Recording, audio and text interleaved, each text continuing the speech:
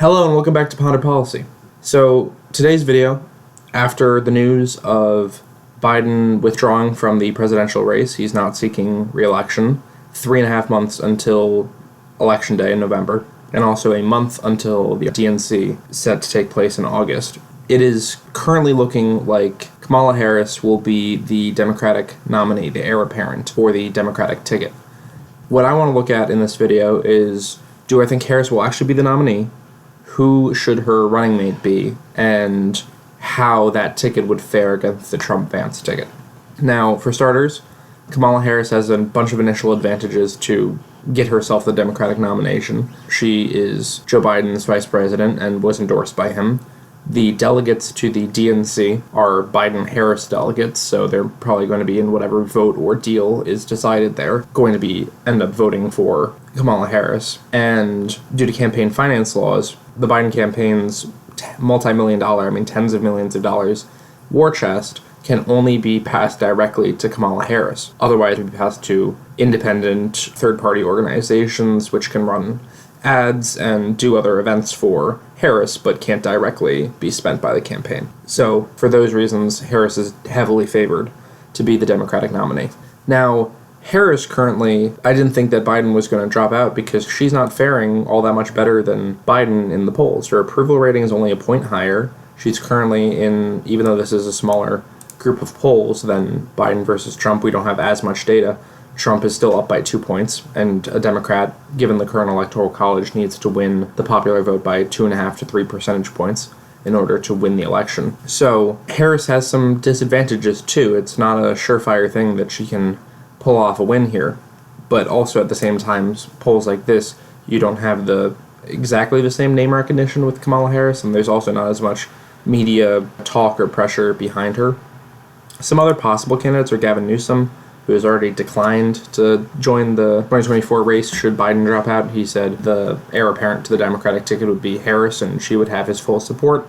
He still might make some waves potentially at the DNC. Other options would be Roy Cooper, governor of North Carolina, maybe Andy Beshear of Kentucky, Democratic governor, Josh Shapiro or Gretchen Whitmer in Pennsylvania or Michigan governors, respectively. And they've all four of those people have recently won their elections in those states by decent margins, and those are widely considered swing states. I do think that it's going to end up being Harris pretty much no matter what, unless something drastically changes, but given how crazy this election cycle has been so far, I really wouldn't be surprised if it's somehow not Kamala Harris. Moving on, for her running mate, her future vice president, should she win, I think there's a number of options, but given that Harris is seen as a more progressive candidate than Biden, she does, as a politically younger candidate, shore up a lot of support for people, especially in the independent and liberal column, who were unsure about Biden's ability to effectively carry out another 4-year term between his age, his health, his mental fitness. So Harris does calm many of those fears, but still, given her sort of progressive views or her association with a lot of those ideas in the past, I think that picking a Democratic governor, a moderate from a swing state who won re-election or election by a larger margin, is probably going to be the absolutely best bet for Kamala Harris to shore up her ticket. I have here going to be Josh Shapiro, who in traditionally very close Pennsylvania won his gubernatorial race by nearly 15 points.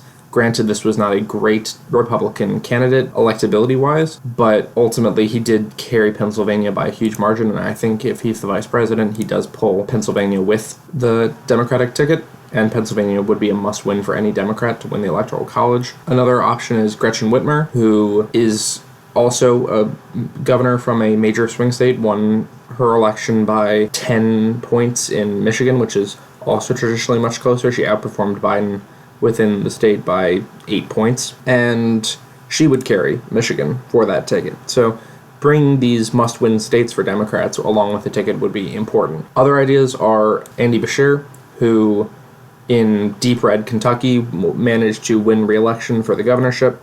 Turnout was pretty low, but he did bring a lot of support from suburban communities, outperforming Biden by huge margins in the suburbs, which Biden in 2020 already did pretty well in the suburbs. So he would also add suburban draw, which is a demographic that Democrats really need to capture. Roy Cooper is another option. He is generally considered a moderate Democrat, and he's found success in North Carolina, which frankly might be off the table for Democrats in this election cycle. Kentucky certainly is off the table, but he might still bring some appeal. So between Josh Shapiro, major victory in Pennsylvania, Gretchen Whitmer in Michigan, and Andy Beshear, who did for Democrats in Kentucky what Youngkin did for Republicans in neighboring Virginia. And those three candidates I think would make really good running mates for Harris and really balance out the ticket. I think they would carry a large group of traditionally Democratic states that have been challenged recently, but ultimately I think any of those would be safe choices for Harris. Moving on to the matchup between Harris, and I'm going to put Shapiro in this example, Josh Shapiro, versus the Trump-Vance ticket. A lot of people are saying that Harris is unelectable, that she's pulling down against Trump, and I think these numbers may improve over the coming months. But that being said, a large reason that Biden's lost so much support, especially in swing states and even more traditionally Democratic states, is people were questioning his fitness, and Harris soothes those fears, regardless of her own political beliefs. She's going to have an opportunity to shape what kind of a candidate she is, and that's going to be important in the coming months to see what she runs on, what kind of platform she runs on, who she picks as her running mate. But Shapiro against Vance would be interesting because I think Shapiro would blow Vance out of the water in a debate, just given how popular he is, especially in this Rust Belt area. Vance was chosen as more of a working man's candidate for Trump, but also heavily aligned with Trump's ideology. He probably added very little to the ticket for Trump, unlike some other options like maybe Marco Rubio or Glenn Youngkin that could have boosted him among more moderate voters. But I think Harris is actually going to do better than people expect. Traditionally, Democratic states are still going to be in safer margins, unlike Biden, who in the matchup against Trump, a lot of these, especially New Mexico, would be very close, very competitive. Minnesota is going to be narrower than 2020, but I think it's still going to be in the Democratic column. Same with Virginia, is going to be closer, but unlike in the matchup between Biden and Trump, Harris is going to reassure a lot of those uncertain voters that she can effectively serve another 4 years, and I think that would carry the state of Virginia, that fact alone. And the traditionally Democratic states on the East Coast are all going to be solid margins. Maine's 1st district as well. And New Hampshire, I still think, even though Trump is making it very close in the matchup with Biden, against Harris, she does reassure a lot of those uncertain voters. And New Hampshire has not historically been a very pro-Trump state, especially shifting to the left relative to a lot of other swing states in this election cycle. So New Hampshire is still going to be in the Harris column. Trump is going to win all of his traditional Republican-leaning states pretty easily. I mean, I don't think any of these states are going to be any challenge. I think Alaska is going to be just barely under 15 points. South Carolina might be just under 15 points too. Iowa and Ohio, there is discussion that Ohio could get a little bit closer if you have a more moderate ticket, and that being said, I still think it's going to be over 5 points for Trump pretty easily, probably upwards of 8 points.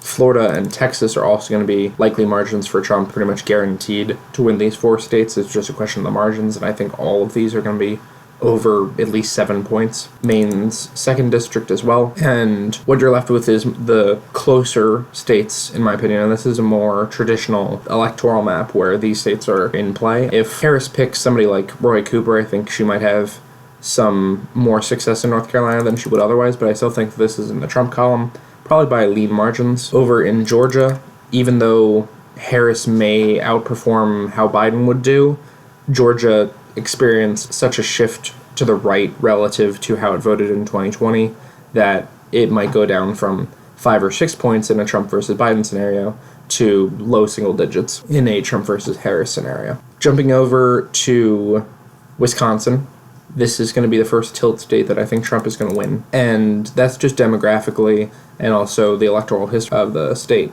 This is a more rural state. It's whiter, it's less college educated. A lot of Democratic voters have moved to the Sun Belt post-COVID, and Republicans have found recent success in the state with Ron Johnson winning re-election by 1.2 points in 2022, and of the Rust Belt states, this is going to be the easiest pickoff for Trump. That being said, I think Harris is going to shore up a lot of Biden support that was lost, and especially if she has somebody like Shapiro as her running mate. Pennsylvania may go by lean margins, Michigan probably by lean margins, and Harris could win Wisconsin. It's a tilt state. I think it may slightly favor Trump at the moment, but ultimately there is a shot for both candidates here, but Harris stores up a lot of that support that Biden lost, even if she's considered to be a less electable, more progressive candidate. Depending on how she markets herself in the lead up to the DNC, she could do very well in these states. Nebraska's second is also going to be lean margin, along with Maine at large, and those two are traditionally Democratic districts. Maine's second district only got close because even though the demographics are really terrible for Republicans in the city of Omaha, it only really got close because in a matchup, Biden just underperformed Democrats, like a generic Democrat. And Maine at large was getting close because people were expecting lower Democratic turnout in the first district, much more energized Republican turnout in the second district, and I have Harris winning because you're going to see more Democratic turnout in a state with more Democrats and Democratic voters than Republicans. But the most interesting part of this map is that Harris is going to be able to hold down the fort in Nevada, which has historically voted to the left of Arizona, but recently has been voting to the right in 2022, where Arizona has experienced such a large suburban growth of the Phoenix metropolitan area and Tucson, and those two is building a Democratic voter base within the state. The Democrats, and this is probably an unpopular take, that Democrats can actually tap into that when you reassure voters that you don't have Biden at the top of the ticket. And if the Harris campaign plays their cards right, they can win these states. I think they can also are able to win Wisconsin by tilt margins. So this is the map, and it's probably far favoring Harris compared to what a lot of pundits are going to be saying in the next few days. But this is where I think the race would end up, at least in this moment, in a matchup between the two. It's entirely possible that voters don't care and you see similar results of Trump versus Biden, and Trump sweeps the Rust Belt, sweeps the Sun Belt, makes Virginia and Minnesota and New Hampshire and Maine competitive. But ultimately, it depends what we see from the Harris campaign. There's going to be a growing campaign. There's not really any of that infrastructure set up yet. And especially after the DNC, if there's some consolidation around one candidate who isn't Biden, and there's a good ticket set up, Democrats can find broad success in this election. And let me know what you think in the comments, and thank you for watching.